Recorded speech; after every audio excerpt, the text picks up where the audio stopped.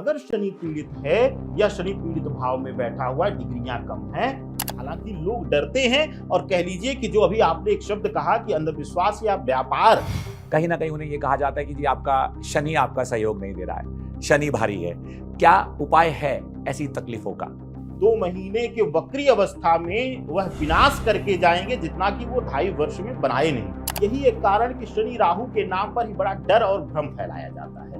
जब तक 9 ग्रहों की ऊर्जा बैलेंस नहीं रहेगी तब तक चीजें अच्छी नहीं हो सकती हैं। कलयुग में कहा गया है कि शनि प्रधानता सबसे महत्वपूर्ण है। एक आचार्य जी आपने बहुत अच्छा जिक्र किया, मैं अपने दर्शकों को बताना चाहूंगा कि शनि की 7.5 शनि सैटर्न है आई बिलीव, और ये शनि की 7.5 मैं समझता हूं कि कई बार कुछ लोगों की कुंडली पे, कुछ लोगों के भाग्य पे अच्छा प्रभाव भी डालती है और बुरा प्रभाव भी डालती है। आपके अनुसार अगर हम सिर्फ शनि की बात ना करते हुए बाकी ग्रहों को भी बीच में लाएं तो कौन सा ग्रह सबसे ज्यादा पावरफुल माना जाता है, या कौन सा ग्रह किसी भी व्यक्ति के जीवन पे कितना अच्छा या कितना बुरा प्रभाव डाल सकता है? तो कौन कौन से ग्रह हैं जो कैसा प्रभाव डाल रहे हैं, कौन सा ग्रह कितना फायदेमंद हो सकता है, और किस ग्रह के तकलीफ को कैसे निवारित किया जा सकता है किसी उपाय से? देखिए, बहुत अच्छा विषय आपने लिया है। पहली चीज की सीख लीजिए और यह समझ लीजिए कि हमारे हाथ में अगर ये 5 उंगलियां हैं तो पांचों मिल करके मुट्ठी की ताकत बनती है। कोई भी एक इसमें नहीं रहेगी तो हमारी मुट्ठी जो है वह कमजोर होगी, शक्ति कम हो जाएगी। वाकिफ। तो अभिप्राय सिर्फ इतना है, सामान्य ज्ञान के माध्यम से उदाहरण देकर मैं इसलिए बता रहा हूं कि आसानी से इसको आप समझ लीजिए। 9 के 9 ग्रह मिलकर ही किसी न किसी प्रकार से हर ग्रह कुछ न कुछ शुभता देता है और कुछ न कुछ उसके अशुभ परिणाम भी होते हैं।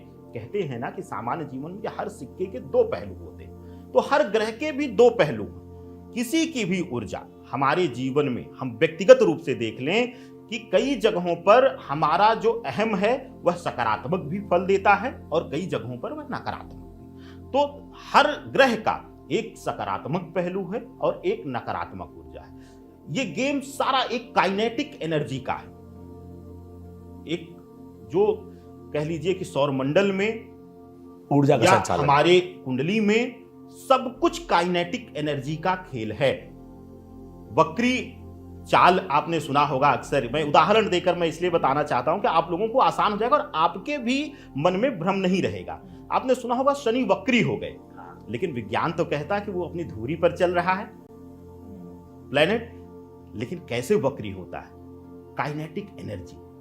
जब कोई प्लेनेट की एनर्जी उस बीच बढ़ जाती है और उसकी ऊर्जा को डिस्टर्ब करता है, वहां पर चक्रवात आएगा उस ग्रह पर। उस ग्रह पर आंधियां चलेंगी, उस ग्रह की जो है दिशा जो है वह भटकाव में आ जाएगी। ऐसा नहीं कि वह एकदम से उल्टी चाल चलने लगा, पीछे घूमने लगा, नहीं, वह उसकी चाल, उसकी गति प्रभावित हो जाएगी, धीमी हो जाएगी।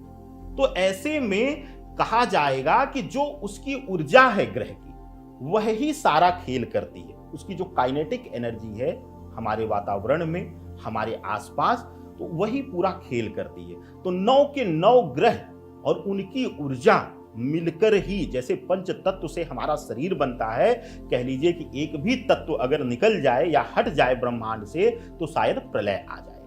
इसी प्रकार से 9 के 9 ग्रह बहुत महत्वपूर्ण स्थान रखते हैं। इसीलिए आपने देखा होगा, कुछ लोग बोले होंगे कि अरे जी आपका तो मंगल बहुत मजबूत है, आपको तो आईपीएस होना चाहिए था या आपको डॉक्टर होना चाहिए था, लेकिन आप खूब तैयारी कर लिए, अनेकों अनेक शहरों में ना डॉक्टर बन पाए ना आईपीएस बन पाए, क्योंकि कहीं ना कहीं राहु या केतु या गुरु पीड़ित हो जाता है। तो आपको क्या होगा? केतु पीड़ित रहेगा तो मन भ्रमित हो जाएगा, सही दिशा में तैयारी नहीं कर पाएंगे, सही दिशा का चयन नहीं कर पाएंगे।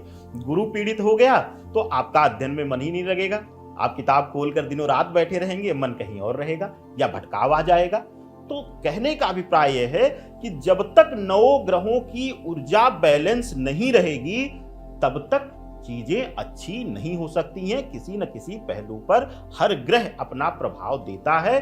तो कुंडली में 9 ग्रहों का स्थान सर्वोच्च है। हाँ, अब मूल प्रश्नों पर आते हैं आपके कि कलयुग है, कलयुग में कहा गया है कि शनि प्रधानता सबसे महत्वपूर्ण है। यानी कि अगर शनि शुभता के स्थान पर, भाग्य स्थान पर, कर्म स्थान पर अच्छी डिग्री में शुभतापूर्ण स्थिति में बैठ गए तो आपको अकेले भी राजा बना सकते हैं। वह ताकत है, क्योंकि शनि से ही राहु और केतु नियंत्रित होते हैं। तो अगर शनि उच्च का है तो राहु केतु की नकारात्मकता अपने आप शांत हो जाती है। तो ऐसे में कलयुग में शनि सबसे प्रधान ग्रह है। यानी ये मानना कि शनि एक बहुत ही पावरफुल प्लैनेट है, एक बहुत ही पावरफुल शक्तिशाली ग्रह है, ये सत्य है जी, बिल्कुल। और क्योंकि आपने बताया कि सारा खेल शनि के वक्रीय होने का है, तो जहां तक मेरी जानकारी है, आप मुझे सही कीजिएगा अगर मैं गलत हूं तो, जैसे पृथ्वी सूर्य के चक्कर काटने में, पूरा कंप्लीट राउंड लेने में 365 दिन लेती है, शनि 29 साल लेता है, 29 ईयर्स लगते हैं उनको। तभी जो गतिविधियां हैं किसी भी व्यक्ति के जीवन में शनि की वजह से, या तो उसकी धीमी बहुत धीरे होगी या वो गति बढ़ जाएगी। ये सत्य है, बिल्कुल सत्यता है। और देखिए, शनि के लिए जैसे 9 ग्रह हैं, 12 भाव हैं हमारी कुंडलियों में, और हर भाव हर एक स्थान को, एक जीवन में एक पहलू को दर्शाता है। तो शनि 2.5 वर्ष एक घर में विराजमान रहते हैं। कई बार वक्री अवस्था में यह कालखंड बढ़ जाता है, क्योंकि उस समय चाल धीमी हो जाती है और चीजें, इसीलिए कहा गया है, एक शब्द आपने कहा कि या तो बहुत धीमी हो जाएगी या तो बहुत तीक्ष्ण हो जाएगी। ऐसी अवस्था में शनि के लिए एक परिभाषा दी गई है कि वक्री अवस्था में हमें बहुत डर के रहना पड़ता है। डर के क्यों रहना पड़ता है? या तो शुभता देंगे तो बहुत अच्छी शुभता देंगे, अगर नकारात्मक फल देना शुरू किए, वर्तमान गोचर में कहीं भी क्रूर ग्रहों के साथ युति या दृष्टि आ गई, तो उतनी ही तेजी से 2 महीने के वक्री अवस्था में वह विनाश करके जाएंगे जितना कि वो 2.5 वर्ष में बनाए नहीं। तो शनि से इसीलिए हालांकि लोग डरते हैं, और कह लीजिए कि जो अभी आपने एक शब्द कहा कि अंधविश्वास या व्यापार, मैं प्रयोग करूंगा यहाँ पर, कि यही एक कारण कि शनि राहु के नाम पर ही बड़ा डर और भ्रम फैलाया जाता है, जबकि इतना ज्यादा हमें डरने की जरूरत शनिदेव से या शनि ग्रह से नहीं है। और उसका मूल कारण है, आपको बता दें कि अष्टम रुद्र है, 8वां रुद्र अवतार शनिदेव को माना जाता है, और ज्योतिष में भी 8वें यानी कि रीबर्थ, पुनर्जन्म। अब पुनर्जन्म ये भी बड़ा प्रश्न, बड़ा रोचक हो जाएगा, लेकिन अब इसको मैं नहीं खींचूंगा, बहुत लंबा विषय हो जाएगा। 8वें घर को बड़े मजबूती से यह बल देते हैं, यानी कि हमारे पुनर्जन्म को, यानी कि हमारे जीवन में घटने वाली सभी अप्रत्याशित घटनाओं पर नियंत्रण रखने का काम। दूसरा, शनि उत्पत्ति का कारक मूल रहा कि चीजों में नियंत्रण रखना, एक न्यायाधीश की भूमिका में आना। तो शनि अष्टम रुद्र होकर के कभी भी वह न्याय से हटकर नहीं करेंगे। तो सही दिशा में अगर आप ज्योतिष के माध्यम से सही दिशा का चयन करेंगे तो आपको शनि कभी पीड़ा नहीं देंगे। शनि संघर्ष कराते हैं, संघर्ष कराते कराते आपके कर्म की दुनिया में आपको प्रारब्ध की प्राप्ति की तरफ लेके जाते हैं, और फिर जो चीज़ आपके हिस्से में लिखी है वो आपको मिलती ज़रूर है, लेकिन संघर्ष ज़रूरी है। अब अगर किसी व्यक्ति विशेष का शनि ठीक नहीं चल रहा है, या उसे जानकारी मिलती है कि शनि खुश नहीं है, तो क्या ज्योतिष विद्या में, शास्त्र विद्या में कोई उपाय है इसका? क्योंकि बहुत से लोग अपनी प्रोफेशनल लाइफ में, अपनी पर्सनल लाइफ में, अपनी फैमिली रिलेशंस में, या बहुत सारी ऐसी गतिविधियों में, कारोबार की बात करूं, बिजनेस की बात करूं, कहीं ना कहीं उन्हें यह कहा जाता है कि जी आपका शनि आपका सहयोग नहीं दे रहा है, शनि भारी है। क्या उपाय है ऐसी तकलीफों का? देखिए, बिल्कुल उपाय है। हमने शुरुआत में ही कहा आपको कि सनातन हमारा जितनी समस्याएं हैं उनका साथ ही साथ समाधान भी बताता हुआ चलता है। जब आप हमारे उपनिषदों का अध्ययन करते हैं, जब हमारे वेदों का अध्ययन करते हैं, जब हमारे पुराणों का आप अध्ययन करते हैं, दिक्कत यही है कि हम लोग उस चीज का अध्ययन किए बगैर हम भ्रम माया जाल में फंसते हैं। यह काम भी शनि का एक मित्र ग्रह ही केतु कराता है, भ्रम देता है। कहते हैं कि केतु ईश्वर से मिलन कराता है, यानी ईश्वर का ज्ञान कराता है, और ईश्वर को ही हमसे अब्यूजिव शब्द निकलवाता है, यानी ईश्वर को भी पत्थर मानने पर मजबूर कर देता है। यह काम केतु कराता है। शनि शुभतापूर्ण स्थान पे अगर रहेगा तो जो आपने कहा कि आपको संघर्ष, संघर्ष आपको शनि कराता है, लेकिन आपके निर्माण के लिए, आपके बनने के लिए, यानी कि आपके अंदर से त्रुटियों को फिल्टर करके आपको एक परफेक्शन की तरफ ले जाता है। कैसे? कला के क्षेत्र में अब तक आपने सुना होगा कि शुक्र को जिम्मेदार माना जाता है, लेकिन सबसे बड़ी मूर्खता है सिर्फ शुक्र पर निर्धारित। कहते हैं कि नटराज का जो स्वरूप है उसमें अष्टम रुद्र की बड़ी भूमिका रहती है कला के क्षेत्र में। और मीडिया जगत से लेकर के आप चाहे नृत्य कला को देख लीजिए, चाहे वह फिल्म इंडस्ट्री को देख लीजिए, वहां पर शनि प्रधानता होती है। शनि कला को एक स्थान देता है, वर्चस्व दिलाता है। तो शनि अगर शुभतापूर्ण है तो आप देखेंगे कि बहुत क्विकली उनको सक्सेस मिल जाती है, बहुत बिना कुछ एफर्ट्स किए हुए। या कह लीजिए कि कई बार आपने सुना होगा कि सक्सेस उनकी गोद में आके गिरी, रातों रात कामयाबी, चमक मिल गई। बिल्कुल सही। उसी के नेत्र अगर शनि पीड़ित है या पीड़ित भावों में बैठा, अब पीड़ित कैसे है? कोई भी ग्रह अगर डिग्री उसकी कम हो जाए, यानी उसकी वैल्यू कम हो जाए, उसका उसी से प्रभाव कम हो जाएगा। दूसरा, वह शत्रुगत नक्षत्र में बैठ जाए, यानी शनि अगर मंगल के नक्षत्र में बैठा हुआ है, तब समझिए कि मंगल और शनि का द्वंद्व योग चलता है। तो ऐसी अवस्था में शनि प्रभावहीन तो होंगे ही होंगे। या फिर शनि सूर्य के घर पे बैठ जाएं, सूर्य ना भी वहां पर हो, सूर्य के घर में भी बैठना, आपको पता है कि ज्योतिष शास्त्र में कहा गया है कि अगर सूर्य की दृष्टि भी उस ग्रह पर पड़ जाती है तो उसको अस्त मान लिया जाता है। अगर वह घर में बैठ गया तब तो वह पूर्णतया अस्त है। तो ऐसी अवस्था में अगर पीड़ित भाव में, चतुर्थ में है और षष्टम में है, हालांकि षष्टम में शनि शत्रुगत रूप से बचाता है, लेकिन फिर भी वह कई चीजों में संघर्ष कराता है, गुप्त शत्रुओं में वृद्धि कराता है। अष्टम में है शनि बैठा हुआ, तो ऐसी अवस्था में अगर वह वैदिक रेमेडीज कर पाए, मंत्र जाप कर पाए, शनि के बीज मंत्रों का जाप करे, वह उसके लिए अति उत्तम होगा। नहीं तो सिर्फ नियम बना ले। और अब नियम जो बताने वाला हूं आपको, उसमें भी आपको एक बहुत आश्चर्यचकित लगेगा कि आपने देखा होगा शहरी कल्चर में कि सुबह से ही, भोर से ही शनिदेव पर तैलाभिषेक करने की लाइन लग जाती है। अब आपने कहा कि भ्रम कैसे फैलता है, तो भ्रम ऐसे ही फैलता है कि आप शास्त्र पढ़े ही नहीं। शनि उपासना के लिए बताया गया कि जब तक सूर्यास्त ना हो तब तक हमें शनि उपासना नहीं करनी चाहिए।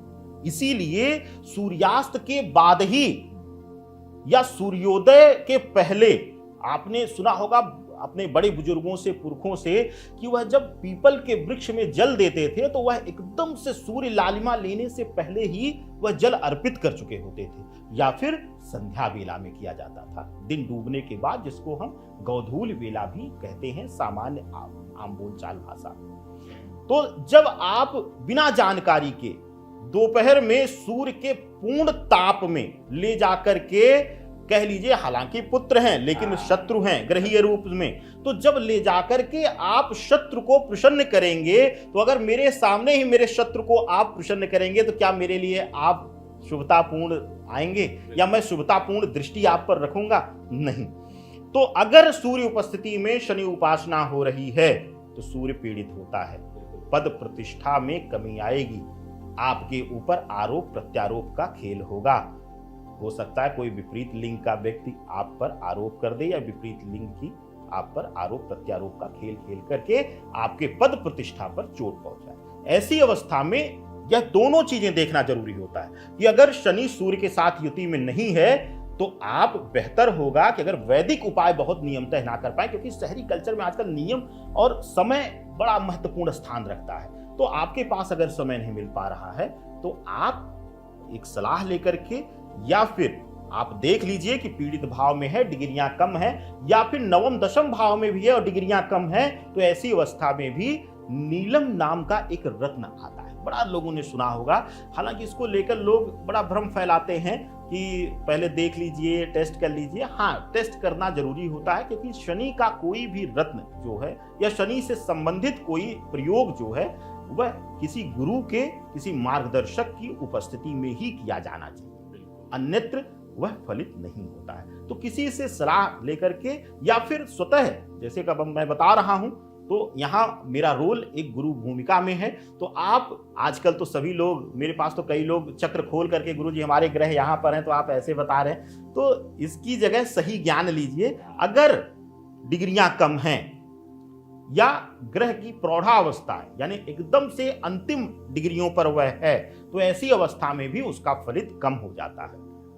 तो ऐसे में अगर आपके भाग्य स्थान पर यानी नवम भाव में भी बैठे हुए हैं, या फिर दसम भाव में बैठे हुए हैं, या फिर थर्ड हाउस यानी पराक्रम भाव में बैठे हुए हैं शनिदेव, पराक्रम भाव हर भाव को प्रभावित करता है। तो अगर थर्ड हाउस में भी शनि पीड़ित अवस्था में बैठ गए हैं, यानी कि राहु के साथ युति में है, केतु के साथ युति में है, चंद्रमा के साथ युति में है, विष योग का निर्माण कर रहे हैं, या फिर डिग्रियां कम है, हर अवस्था में आपको मेंटली प्रिपेयर हो जाना है। आपको ऑनलाइन चार्ट देख लीजिए, अपना लग्न भाव ज्यादा मत देखिए, ना अध्ययन करिए, बस उसमें देखिए कि लग्न भाव में डिग्रियां क्या आ रही हैं और किस भाव में बैठा है। डिग्रियों पर भी मत ध्यान दीजिए। अगर भाव भी अगर चतुर्थ भाव में बैठ गया है, अष्टम भाव में बैठ गया है, तब भी आप समझ लीजिए कि आपका शनि पीड़ित भाव में बैठा है, तो फलित सही नहीं देगा। ऐसी अवस्था में अगर आप वैदिक उपासना कर सके, मंत्रों जाप कर सके, मुझे लगता है कि वैदिक मंत्रों का जाप शुद्धता पूर्ण तरीके से, मुझे लगता है कि इस धरा पर बहुत कम ही लोग कर पाते हैं। क्यों? उसका भी मैं आधार तो ये मेरा अहंकार नहीं है। ये जो आपने कहा ना कि धर्म और शास्त्र की ज्ञान, शास्त्रों वेदों के अनुसार वैदिक मंत्रों का उच्चारण वेद व्यास और श्री गणेश के बाद कोई शुद्धता से कर ही नहीं करे, हर किसी से त्रुटि हो जाती है। यह हर ऋषि मुनि के साथ हुई है। तो अगर वैदिक रेमेडीज हम सही से नहीं कर पा रहे हैं, जैसे कि अभी उदाहरण दिया हमने कि दिन में ही तेलाभिषेक कर देते हैं या दीपक जला देते हैं, पीपल के जड़ में जल दे देते हैं, यह सब गलतियां आप मत करिए। नहीं समय है मत करिए। या फिर सूर्य को भी आप जल देते हैं, 12 बजे नींद खुली तो दोपहर में जल देने लगे, यह भी मत करिए, पीड़ा देता है। तो ऐसी अवस्था में क्या है, विकल्प दिया हुआ है। विकल्प क्या है? अब हालांकि दूसरा विकल्प यह है कि शिव जी के प्रिय पुष्पों का या फिर शनि के प्रिय पुष्प का आप उन पर अर्पण करिए। यह भी संध्या बेला में हो जाएगा, तो हो सकता है कि आपको वो भी ना कर मिले। तो ऐसे जगहों पर रत्नों का विकल्प दीजिए। रत्न क्या है? वही ऊर्जा। जब लाइट की रिफ्लेक्शन उन रत्नों पर पड़ती है और उनकी रिफ्लेक्शन जब रेज हमारे शरीर में, हमारे बॉडी में प्रवाहित होती है, तो ऐसी अवस्था में हमारे उस ग्रह की जो काइनेटिक एनर्जी है वह बढ़ जाती है, ऊर्जा बढ़ जाती है। तो ऐसी अवस्था में अगर शनि पीड़ित है या शनि पीड़ित भाव में बैठा हुआ, डिग्रियां कम हैं, तो आप एक उचित परामर्श लेकर के 100% नीलम रत्न धारण करिए। इसका एक सैद्धांतिक तरीका है, मत भ्रम में पड़िए। बस ये सिद्धांत रखिए कि आपके वजन का दशांश से बहुत ज्यादा कम ना हो। और इसमें भी भ्रम मत रखिए, कोई कहता नहीं 9 रत्ती का पहनिए, कोई 8 रत्ती का पहनिए, एकदम से कोई दिक्कत नहीं। बस प्रयास यही करिए कि आपके वजन का दशांश से बहुत ज्यादा अंतर ना रहे। कोशिश करिए कि उसके करीब रहे या उससे ज्यादा रहे। बस इससे ज्यादा आपको भ्रमित होने की जरूरत नहीं है। आप जो भी रत्न पहनेंगे, जितने वेट का पहनेंगे, उतना प्रभाव वह दिखाएगा आपकी ऊर्जा में। तो एकदम से भ्रमित मत होइएगा। कुंडली के अनुसार, लग्न के अनुसार निर्णय लीजिए। और बेहतर है कि अगर किसी से परामर्श ले लीजिए जिस पर आपको पूर्णतः विश्वास हो, जिसकी विद्या पर आपको विश्वास हो, अंधविश्वास ना हो। सही कहा आचार्य जी। यानी एक चीज तो बिल्कुल क्लियर है, नॉलेज और ट्रू नॉलेज, ज्ञान और सही ज्ञान में वो जो एक बारीक सा अंतर है ना, आज आपने उस अंतर को क्लियर कर दिया हमारे सभी दर्शकों के लिए। और अब तक जो हमें सभी चीजें मिली, मैं मानता हूं कि ये सही ज्ञान सही दिशा में था। आपने शनि का ज्ञान दिया, आपने ग्रहों का ज्ञान दिया, आपने नेत्रों के बारे में बताया, और सबसे बड़ी चीज जो हमारे सभी दर्शक चाहते हैं कि भाई हमें हमारे जीवन में आ रही अलग अलग तकलीफों के लिए उपाय पता चले, रत्न पता चले। कुछ लोग 2 वर्ष का व्यापार करके करोड़ों का महल तैयार कर लेते हैं, और कुछ लोग 20 वर्ष व्यापार करके एक कमरा नहीं बना पाते हैं। मैं पैसा लगाता हूं, मुझे रिटर्न नहीं आता है। मैं बिजनेस शुरू करता हूं, मेरा बिजनेस डूब जाता है। लोग मेरी मदद नहीं कर रहे हैं। संपर्क सूत्र मुझे ढंग से नहीं मिल रहा है। जिसकी कुंडली में सूर्य बुध शुक्र एक साथ युति ले लें, वह कभी नौकरी नहीं कर पाता। क्या रत्नों का उपयोग या सही ज्ञान उनकी मदद कर सकता है। कि आजकल कई ऐसे चेहरे पॉपुलर हैं, कोई चाय बेच करके, कोई बड़ा पाव बेच करके।